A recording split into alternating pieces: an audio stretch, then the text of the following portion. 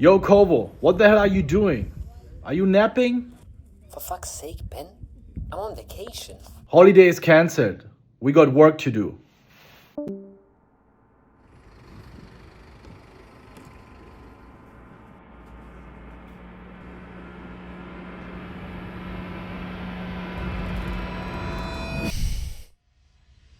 What's up, guys? There's a lot going on in PUBG right now, so we thought we'd make a quick video telling you everything you need to know for the upcoming year of PUBG Esports. I do a video like that almost every year. This year it's actually just a lot. PUBG Esports is now TPP. If you've been living under a rock, everything is different. And to support the switch to TPP, which Krafton wanted to make, they've basically done more of everything. So we have more tournaments, more GPTs, everything, more prize pool. According to them, more ways for you to qualify. So we're going to talk about how the format has changed. We're going to talk about what's new. Let's go. We now have 12 GPTs. We have the addition of the PUBG Global Championship winner FS Full Sense. Then we have VP, which is well deserved in my opinion. They've been delivering both in the gameplay and in the content department. And then we have Anyone's Legend replacing TE. That's a bit crazy to me, but I guess you just need to have Himas on your roster if you want to be a global partner. And because of that, they've also decided to make Himas the IGL. So that's going to be an interesting ride for sure. The bigger change, however, is that PUBG is now officially straight up giving money to the global partners. They are giving $1 million throughout the year to the global partners. You can do the maths there. If you divide that by 12, then you have the yearly one. And if you divide that by another 12, you get the monthly one. I think that should be, I really should know this. I think that should be around 80K a year, right? Yeah, so that's 83,000 a year. That's quite a bit of money. That's maybe not the whole expenses of a GPT team, but especially in the lower income regions, you can do a whole lot with that money. We also have, at the same time, a regional prize pool increase up to $130,000. Not a big increase, but it is an increase nonetheless. We have been starving in the regions, especially in Europe, not in the regions. We've been starving in EMEA and Americas for a long time. So that's a nice thing to see, especially for smaller teams, this matters. And then we also have higher PGS prize pools, which is another bonus for those global partners. Because you remember, global partners go to all of the PGSs, but also for teams who make it there by their own qualification. On the surface, the roadmap looks kind of the same. We're still playing 4 PGSs. We still got 2 regionals, PNC, PGC. It looks kind of the same, but we have some additions there in the regional scrims and the cups. And then also we have ENC, remember. So that's the Nations Cup that is organized by EWC. So that's going to be interesting as well. But we'll talk more about the format here in a second. Speaking about PGSs, I already said there's more money. There is now 2 million across all the PGSs. There was a time where we had 500K twice. Then we had 300K 4 times, so 1.2 million. Now we have $2 million across all the PGSs. That is a seasonable bump. That is a significant bump, and that's going to help, again, keep the global partners especially more interested. I said we have 4 PGSs. That's what the roadmap shows us, but each PGS is a million times more complicated now. Let's get into it. So instead of having a PGS 10 and a PGS 11, we now have a Circuit 1, which is one big tournament where we'll have a PGS, which is... Fuck, it's so complicated. Instead of having a PGS 1, we now have a Circuit 1 that includes 3 PGSs, 3 sub-tournaments. We're going to start with PGS 1, which is the first series, which is 5 days of games. Then we're going to go into PGS 2, which is only 4, and PGS 3, which is also only 4. We're playing a group stage only in the first of the circuit. My goodness. My fucking goodness. That was Circuit 1, 3 tournaments, yeah? We have 4 circuits, so we have 12 tournaments throughout the year, 12 PGSs throughout the year, but each PGS means less than it did last year. Luckily, PUBG has made this incredibly easy and simple graphic to explain how the series work. First of all, we start off in the Series 1 with a total of 24 teams. Normal group stage. We get 9 matches.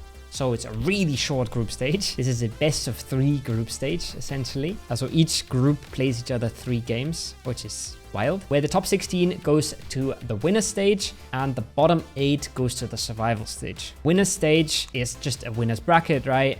We will have the top 8 go to the finals and the bottom 8 go to the survival stage. The survival stage is a loser's bracket. If you've been around, that's how what you would call it, and that's how you would know it. And then off the survival stage, again, we take the top half and send them to the finals. So the bottom 8 teams of the whole series already go to the survival stage of the next series. So they already go to the losers bracket of the week 2. The final teams already go to the winners bracket of the week 2. So that's going to give you better chances at week 2 if you're good in week 1. So you're getting rewarded for staying in the finals. From the winner stage of week 2, that's a winner's bracket, nothing unusual there. And from the survival stage, you will already once again go to the survival stage of week 3. So once again, you will only have that one chance. And the top 8 of the finals of the second series will go straight to the finals of the third series. So once again, getting rewarded for good performance here. So the weeks get shorter and shorter, but the finals of the last week are 15 games instead of 10. So much more competitive. I fully understand if you didn't get that format from the first explanation. Might have to have a long look at it. It's quite complex. Essentially, just always be top 8 and you're fine. It's always top 8, so that's nice and simple. And you're almost always getting rewarded for performing well. So far, so good. The 6 games that you play in the group stage, 3 in each group, is wild, especially considering we have more than 3 maps in the pool, but you're only going to play 3 games in your group. So yeah, that's a bit crazy to me. Now that would be a little too simple. All right, we're doing PUBG here. So PUBG has decided we also have advantage points, which means placement in the winners bracket, placement in the winners stage translates straight into final points. If you get a first place, you'll get 10 points in the finals. If you get 8th place, you'll get 1 point. So similar to the kill points in the super format. The map rotation when you play 3 games is Erangel, Miramar, Rondo. And then once you play 5 games, you're playing all of the maps and you're playing Erangel twice. Most of the time in the survival stage, you play Miramar twice. Nothing crazy there. The prize pools escalate from the Series 1 and Series 2. They're rather small. That's what she said. But they escalate up to the series final where the winner will take home 100,000. You will also get small money rewards for winning games and for being MVP. There's also PGS points in the Series 1 and the Series 2 and in the final. However, once again, the final will be worth the most. The final is kind of the culmination of the whole thing. It's a best of 15. Everything else is smaller stages, still exciting, but super fast and easy. I just said super fast and easy after I spent 15 minutes explaining it, but here we go. PUBG has also committed to streaming and broadcasting more of their tournaments. They have announced more streams of PUBG Esports, which I think they already kind of managed with this format, where they just have a lot of game days that aren't worth as much. So each game day is worth less, but there's a lot of game days, but they're also committing to streaming more of the regional series.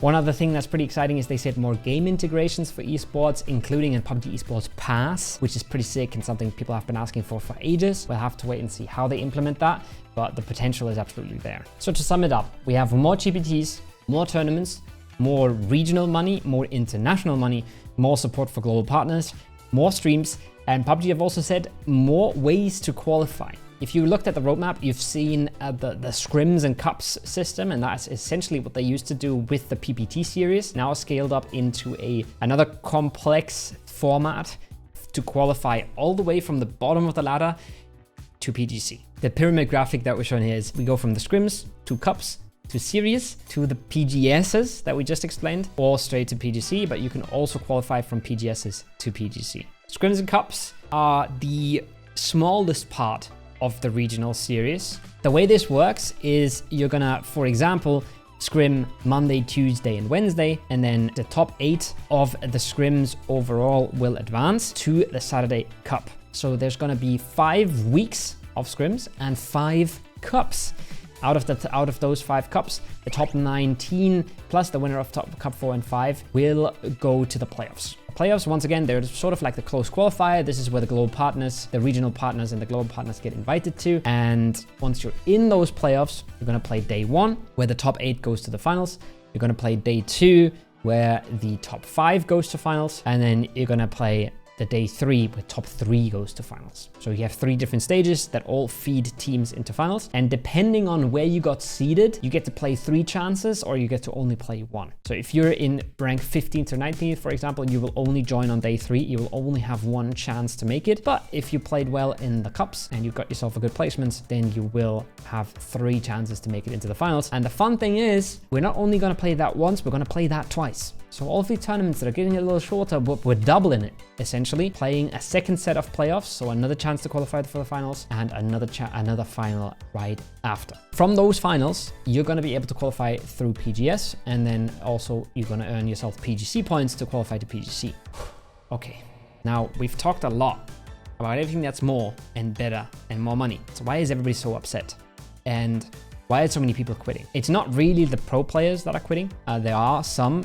We saw Pixel let go. We saw Brex announce his quit. We saw FaZe getting let go by their roster, by their org. We saw Rello and Roth both calling it quits. A lot of that will be the TPP switch, but those aren't unusual numbers, I feel like, for a year. What really got hit is the tier 2 scene. Some tournaments are really dying out. There is significantly less people signing up to play in essentially all regions, despite there being more money. A huge part of that will be TPP, and a huge part of that will be that you cannot qualify for the first half of the year. That is all locked down, that is all invites, and that is obviously pretty rough for a lot of the teams that aren't on that list. PUBG has essentially announced a list of 24 teams, which includes their 12 GBTs and then 12 invited teams that will be playing the first 6 PGSs, so those first 2 circuits, and that's all the globals for the first half of the year. The first regional series will be for EWC and for the second half of the year. So that is a massive bonus for all those teams invited. They already get to collect a lot of PGS points. They already get to play on the global stage before anybody else really gets out of their home. When we're looking at the invited teams, I think the list sort of makes sense, but it's clearly not performance invites as well. It is clearly based on the org. PUBG is not saying these are performance invites. They're just saying, hey, we're inviting these guys. We want some big orgs on the big stages. The rest is sort of similar. We have PGS points. The top 8 of all PGS will go to PGC at the end of the year. We're gonna have 1 less slot for Europe once again. I think PUBG also once again focusing more on the regions that bring them more viewers, less on the regions that we like because we're from here. But yeah, it is what it is. It's a long trend and it will probably continue trending that way. We're going to have EWC, we're going to have PNC, ENC, so a few tournaments that aren't part of that whole cycle, but there's more details to be announced there. Right now, we don't exactly know how that's all going to go down. So format is incredibly complicated, but it's kind of cool what they did in the regional format, and it's kind of really complicated what they did in the PGS format. I'm not sure if I'm a fan or not. I know there's some people on Twitter that absolutely hate the format, but I just think it's too complicated, but it's kind of cool. We'll see. If you want to understand the format, go watch it again. If you want to support the content that Acend is putting out, make sure you subscribe, make sure you like, do whatever you can. That doesn't cost you anything and supports the channel because they have been putting out some absolute bangers with the roster announcements as well. Regional series is already going. The scrims and the cups are already going. Lots of PUBG Esports coming at you. See you guys around.